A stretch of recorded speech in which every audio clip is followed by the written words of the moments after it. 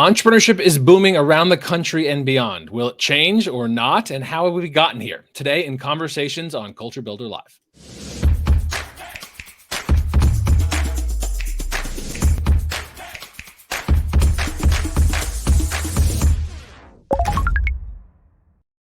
Hey, I'm Chris Wink. I'm the CEO and co-founder of Technically, the news organization with a community of entrepreneurs and technologists. Today, we're talking to Steve Case, the legendary founder of America Online, the CEO of Revolution, an active investor, and the longtime champion of his Rise of the Rest fund. He's out with a new book, The Rise of the Rest, and how entrepreneurs in surprising places are building the new American dream. We're going to talk to him about entrepreneurship trends and what he's seeing and what he did on a 47-stop bus tour. Steve, thanks so much for being here.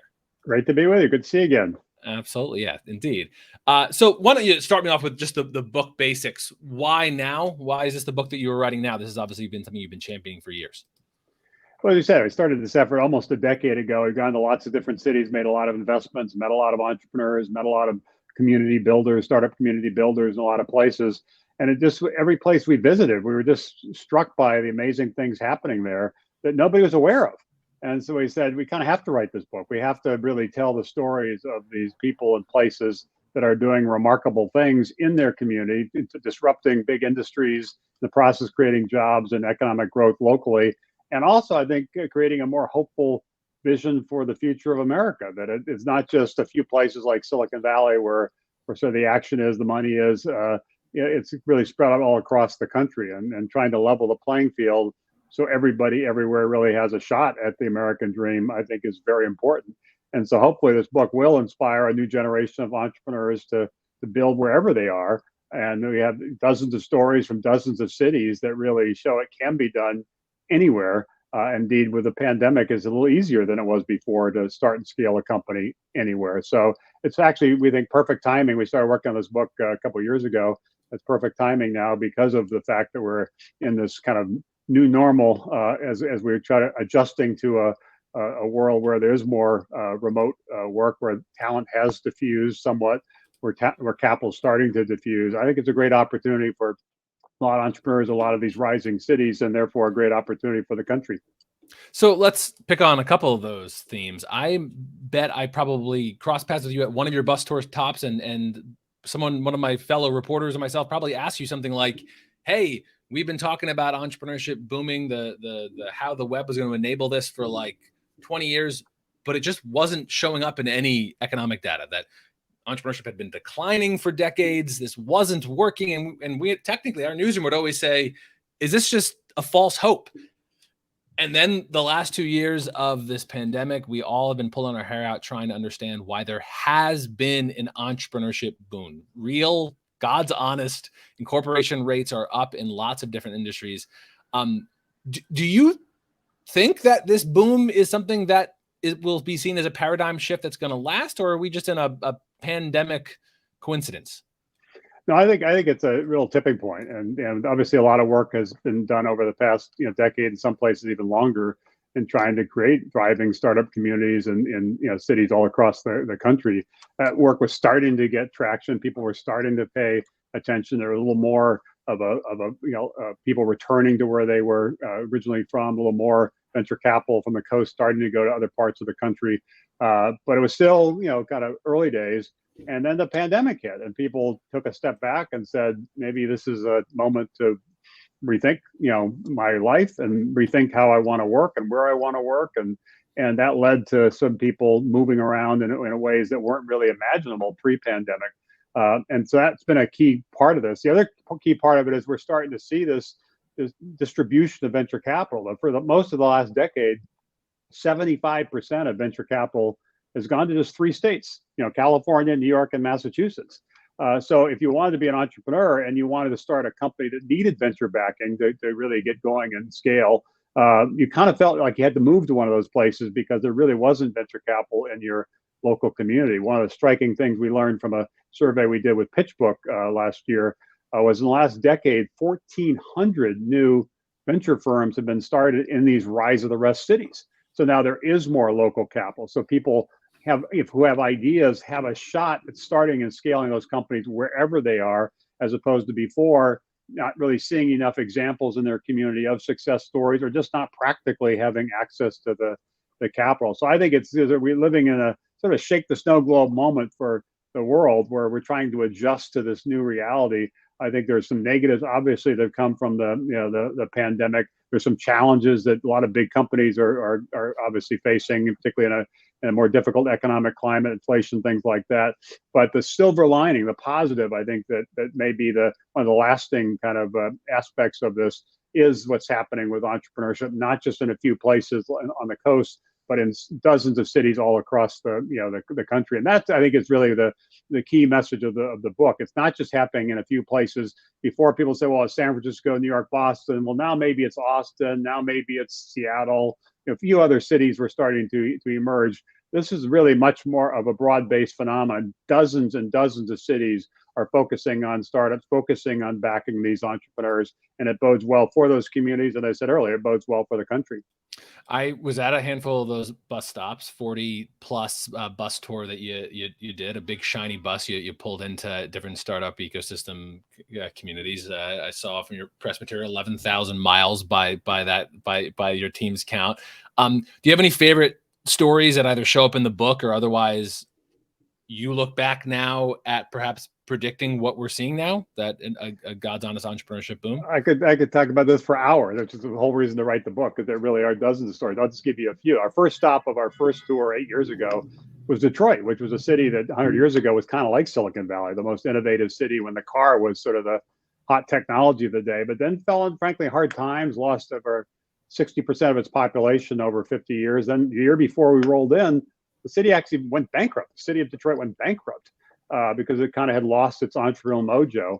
But we backed two companies there, one called StockX, which has gone on to create this stock market for things, even hiring the executive vice president of the New York Stock Exchange to run it. Initially focused on sneakers, but now has expanded other categories, has raised hundreds of millions of dollars, really now over 1,000 employees in downtown Detroit. And another one called Shinola that really was trying to take auto workers who had lost their jobs and retrain them to build luxury goods. Particularly, the initial focus was on watches. So that's an example in Detroit of after a very difficult, half a century, they're rebuilding their community by focusing on startups. And those are, a couple of examples. Also, when we rolled into Chattanooga, I didn't know this till we were there, but Chattanooga is sort of a center of trucking and logistics. And there's a company there that we invested in called Freightways that basically is focused on building a platform, almost like a Bloomberg data platform for the trucking and logistics industry. And if you're going to build that, there's no better place to be than Chattanooga. Another we found in Northwest Arkansas in Fayetteville is a company called Acre Trader. The founder, actually, Carter Malloy, started in San Francisco, but moved to Arkansas, partly because he was from Arkansas. But Acre Trader is really a platform to buy and sell farmland or interest in farmland.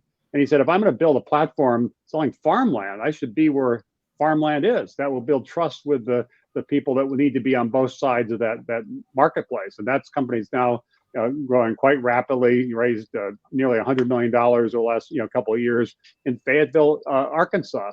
Another company we saw them in the Space Coast in Florida, which really inspired the world a half a century ago with the Apollo mission and so forth. We had a national competition for space tech companies. One of the ones that we invested in was a company called Hermeus, based in Atlanta, that's doing Mach 5 technology, supersonic technology. It has I think a $60-70 million contract with the Air Force, and they're in Atlanta because they wanted to tap into the expertise that Georgia Tech, one of the top engineering universities in the country, kind of had. So there's a lot of these different stories. I can literally talk for hours on this, which is why I decided to write the book. They're amazing stories of entrepreneurs who are starting companies in places that would surprise people, disrupting industries that have some connection to those communities, and leveraging not just kind of lower cost of operations, which allows whatever money they raise to go further, but really building on sort of the secret sauce of those particular communities. And that's why we're seeing this acceleration in investing in these cities and acceleration of the growth and success of many, many companies, several dozen of which we decided to profile in the book. Mm-hmm. I want to come back to a couple points you mentioned, but one thing I want to pick up on too is this idea of inclusive entrepreneurship. Something else that we technically have reported For 15 years of our origin. I know that's something I've seen you talk often about. Similarly, we talked about for years of man, there's so many efforts to focus on underrepresented founders, and it was not showing up in the data. And then in this pandemic, we have seen that also turn on its head. Black and Latin-led companies, women-led companies, those rates of business incorporation are disproportionately tilted toward previously underrepresented groups.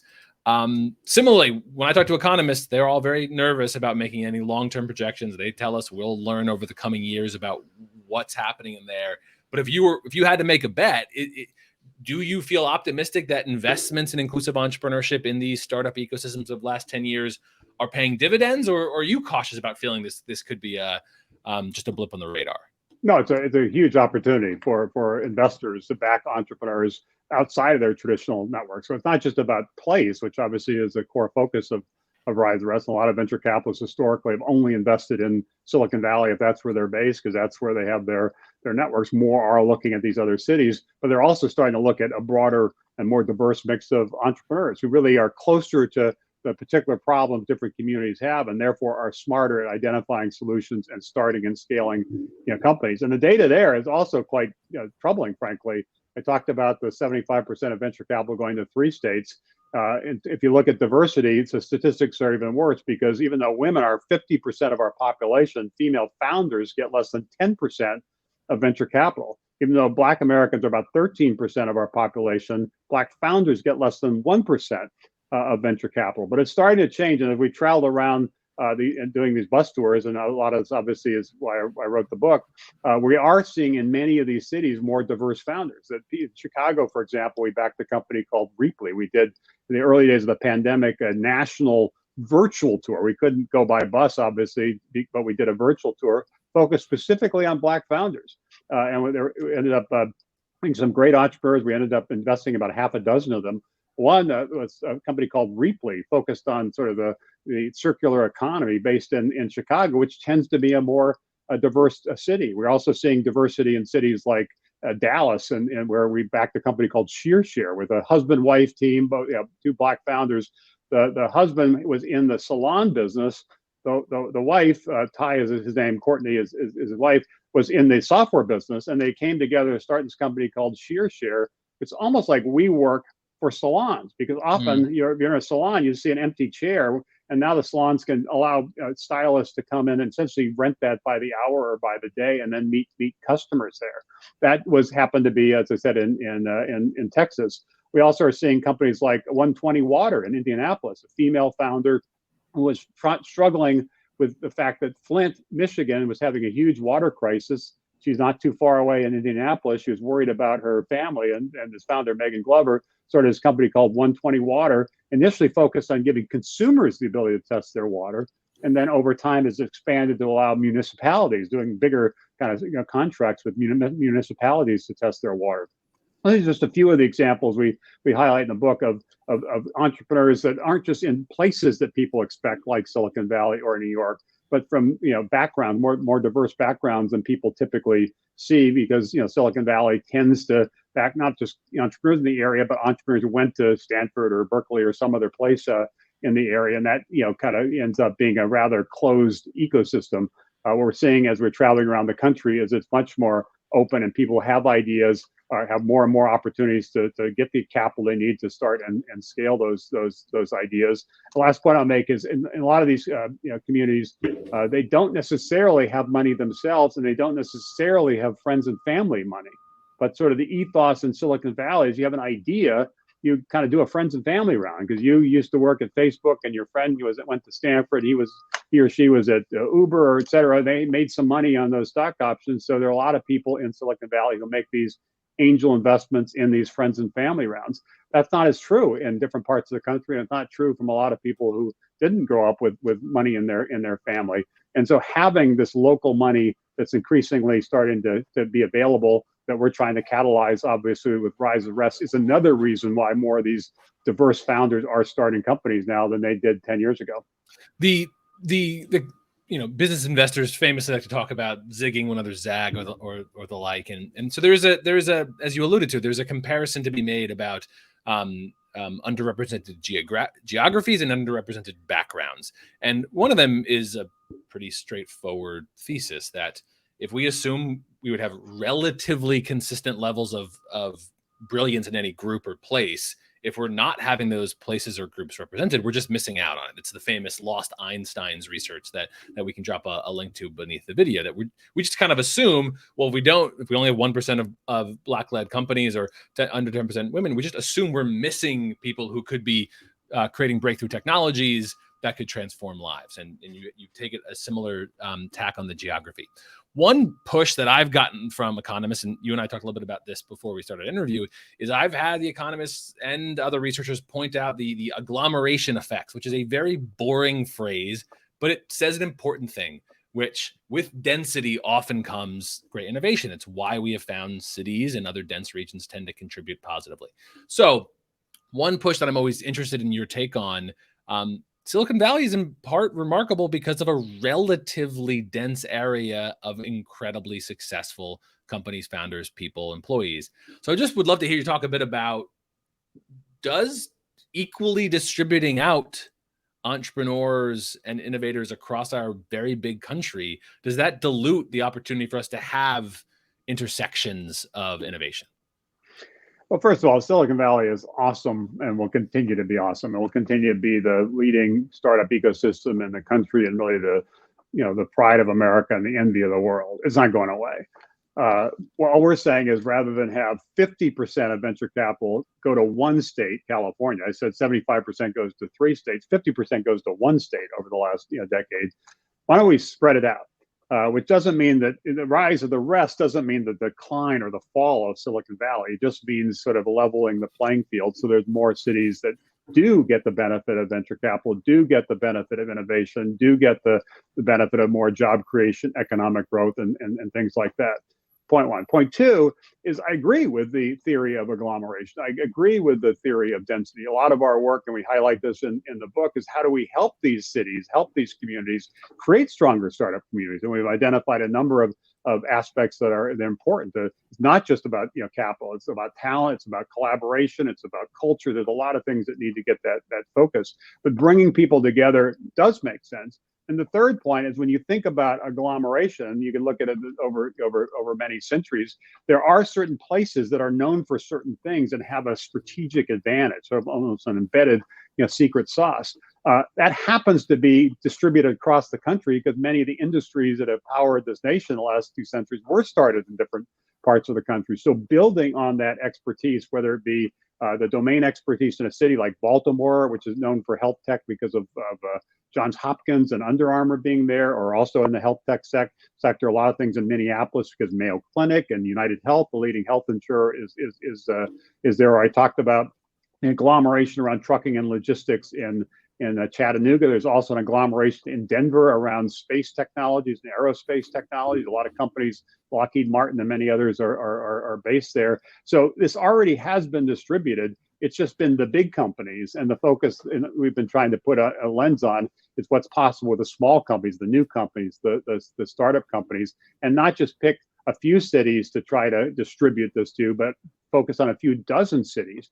And the last point I'd make is there's some policy changes that have happened just over the last summer, including the legislation that Congress passed, President Biden signed, including the CHIPS Act, which is now funding investments in regional hubs to try to further distribute this capital, talent, ideas, innovation, so it can benefit more people in more places. So yes, there's value to agglomeration, but that doesn't mean you can only focus on San Francisco or New York or Boston, a few places. You can focus on a few dozen places, and that's, I think, going to be the story for this next era of innovation, which I think will end up enabling a lot of these entrepreneurs to start and scale in places that will surprise you, a lot of these cities to rise up and create more jobs than they thought might be possible. And if you take a step back, might even, and at least in a small way, help unite a very divided nation, because there are a lot of people in this country that feel frustrated and left out. The innovation economy is about a few people on the coast doing things that might actually disrupt their lives, destroy their jobs. If you offset that by backing new companies in their own communities that can create jobs in their own communities, that can change things. A great example of that is what we saw in Eastern Kentucky, a company called App Harvest. This is coal country. This is Appalachia, which most people given up on. A lot of people in the communities are given up on. But an entrepreneur, Jonathan Webb, did not give up on Eastern Kentucky. He started a company called App Harvest that now has over 500 employees in a place that nobody thought a startup could be possible. And his particular focus is on indoor farming. He now has the largest indoor facility in the country. And the great thing about his location, it's within 70% of the, 24 hours of 70% of the US population, and uses 90% less water. So it's also a more sustainable strategy. That's happening in Eastern Kentucky. So these stories are really all over the country. We tried to collect some of the best ones and put them in the book. But I think people will be surprised over the next 10, 20 years how many companies really end up being iconic, multi-billion-dollar Fortune 500 companies in places all across the country, as opposed to just assuming it's going to continue to be Silicon Valley that starts and scales the big winners. I know I lose you in a couple of minutes, so a couple last questions. One, picking up on that theme. Importantly, we've had a conversation as a country about the many types of entrepreneurship, and it means different things, and we know that, and we think that's important. We need commercial corridor activity, but we often do care about tech and tech-enabled. It has greater economic growth. It has follow-on effects on job creation. There's a lot of great research, some of which I probably will end up dropping below, so you have that. But you have cut your teeth in particularly technology and tech-enabled and business investing, particularly in the last decade. It's been powered by cheap money and steady growth. So I'm curious, what's your stance on where particularly VC invested software or otherwise tech-enabled companies, how does that change in a higher inflationary, higher interest rate environment? Does that change the investing calculus we've had over the last decade? Yeah, it changes in a couple of respects. I think for bigger companies, it makes it, frankly, a little more difficult for them to innovate. It's always hard when you're big to do innovative things for a whole host of reasons. But it's even harder when you have economic pressures and you're looking to trim costs. A lot of the initiatives that could be interesting, like GM 40 years ago, actually was a pioneer in electric vehicles, but killed that project when they hit some tough times. And it took Tesla and other startups to really take that idea and run with it. So the big companies are probably going to pull back, which creates an opening for the startups to take on some of these big opportunities. The startups, though, will have a little bit more difficult time raising capital than they did before, particularly in places like Silicon Valley, where valuations have been quite high for entrepreneurs. Some of that's coming down. The valuation was never that high in these rise of the rest cities. So we've actually been tracking this, and the reduction in some of the recent rounds in the last couple of quarters has been less than we've seen on the coast. But it'll be a little harder to raise the capital if you are an entrepreneur. But if you can raise the capital and start building that company, the opportunities will be significant. Some of those big companies will shift from playing offense to playing defense. And it's worth remembering that even though I've been involved, obviously, with the internet now for nearly 4 decades, that first phase, the first wave, was kind of building the internet, building the on-ramps to the internet, companies like mine, AOL. The second wave was building software and apps on top of the internet, Facebook, Google, et cetera, obviously hugely successful. The third wave is when the internet meets the real world. And these are some of the most important aspects of our lives and some of the biggest industries in the country: healthcare, food and agriculture, financial services, things like that. So there's some amazing opportunities to build some huge companies building on some of these trends. And it's the entrepreneurs in these rise of the rest cities that I'm really betting on, because they bring a perspective on those industries that are unique. They're starting to be able to attract the talent they need to start and scale. They're starting to get more access to capital than they had before. So I think you'll see a continued wave of innovation, entrepreneurship over the next decade. I'm just optimistic that it will be more inclusive. It will bring around more people and places. It will help these cities rise up, and it will help America remain the most innovative entrepreneurial nation in the world. I don't believe we can remain the most innovative entrepreneurial nation if we only have all our eggs in just a few baskets like Silicon Valley. We need to make sure we're backing entrepreneurship everywhere and backing talent and ideas everywhere, and creating jobs, hope, and opportunity everywhere. So much of the last really 20 years was around the creation of this startup ecosystem concept, which is also another like economic development wonky phrase, but it meant something, that different species that work together, and the university and the co-working space and the humble news site and the investor and the founders, and like this little thing interplayed, and it made things a little more accessible, easier, and flowed. one other consequence of the pandemic, in dozens, if not hundreds, of conversations we technically are having now, I haven't met the founder, even a civic-minded founder, who's at least not opened their door and their mind about hiring from elsewhere, including abroad. Dozens of different countries are increasingly on people's radar, but also distributing teams. What do you think happens to the startup ecosystem now, and how does that change or challenge your thesis? Well, I talked to an entrepreneur recently based in Boston, and pre-pandemic had less than 100 employees, now has nearly 1,000 employees, and that next 900 employees have been from all around the country. So it's exactly the point you mentioned. And also because of the pandemic, we have seen, I'm sure everybody knows people who have made a move thinking it might just be for a few weeks or a few months, and now they've decided to live there, more permanently. They generally start by working with a company they had been working for, because that's the obvious way to, kind of keep the same job but do it out of a different location. But once they're in those cities and they see what's happening in those cities, and they learn about even the innovation districts that are being built in many cities, they tend to start opening their eyes to other opportunities that tend to be more local. So some of that will result over the next few years in sort of a second order effect, where some of the people who move to some of these cities working for a big company on the coast will start joining some of the startups, or maybe even start their own company in those cities because they see some opportunities. So I think it bodes well. It does create some challenges in these different communities, and we talk about the what we call the ecosystem wheel in the book, all the different aspects that need to come together. If there are big companies that are able to tap into local employees, that creates competition for those employees. So if the startups can't just be focused on their own city, they too have to be looking at hiring people in other places. But this whole shift, which is really quite striking in terms of what's happened just in the past couple of years because of the pandemic, where you kind of unbundling work and life and rethinking how you want to live and how you want to work and where you want to work. I think this is going to have a dramatic impact on society and a dramatic impact on the innovation economy, and accelerate what's happening in these rising cities. And the stories we have in this book, we did a sequel to this a few years down the road. I think it would be striking how many new companies started because of the pandemic in cities that people didn't really believe in pre-pandemic. So something is going on here that's pretty fundamental. I think pretty exciting for the future of these communities, many of who struggled in the last couple of decades, and the future of the nation. Send me out with 2 quick points. One, you've been on 11,000 miles of bus tours talking to entrepreneurs, either current or aspiring.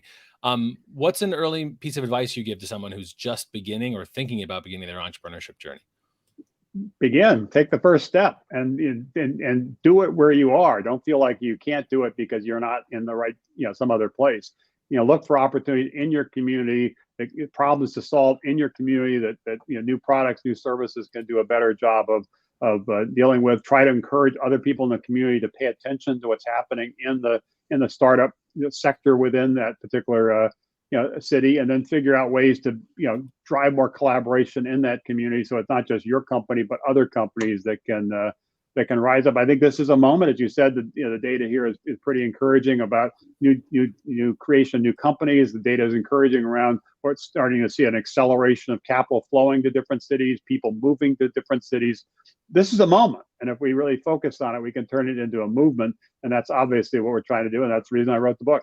And I mean, lastly, we at Technically also are interested in communities growing all around the country, but we've reported in DC for almost a decade, so we have an affinity for DC. I know you do too, DC in the Virginia area. I've never really asked you. You talk so much about local. Why do you love about what do you love about where you live? Well, I moved to the DC area almost 40 years ago to join a startup, which promptly failed. But two of the people I met there, and I started America Online in 1985 in the Northern Virginia area. And frankly, it was hard. I talk about this in the book, that it was hard to get going. The Washington, D.C., greater Washington area was not very startup friendly when we were starting AOL. There was no venture capital to tap in. There was no startup ecosystem to leverage. So it's lonely. It was hard, but we stuck with it, and eventually we were able to raise some capital from some other place. We're able to get some people leaving big companies to join our little company, and eventually we got some traction. Eventually we got going.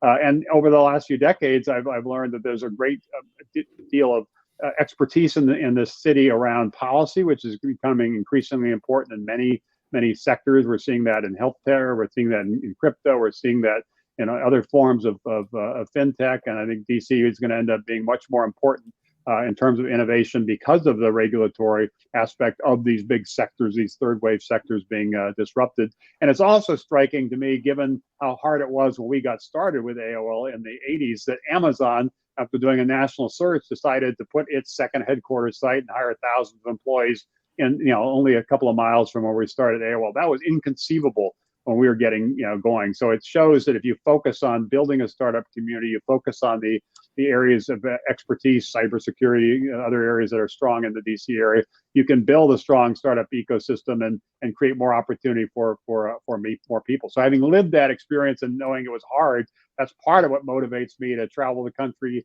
understand what's happening in other cities, do what we can to try to champion and celebrate the entrepreneurs in those cities and the community leaders in those cities. And obviously, it's also the reason I wrote the book, really trying to be a little bit of an evangelist for these places that really are going to surprise the country, maybe shock the world, because they're going to build some of the great companies of the future. And that's all what Rise of the Rest is all about. Perfect. Steve, thanks so much for the conversation, and congrats on the book. Thank you, Chris. All right, we'll see you next time.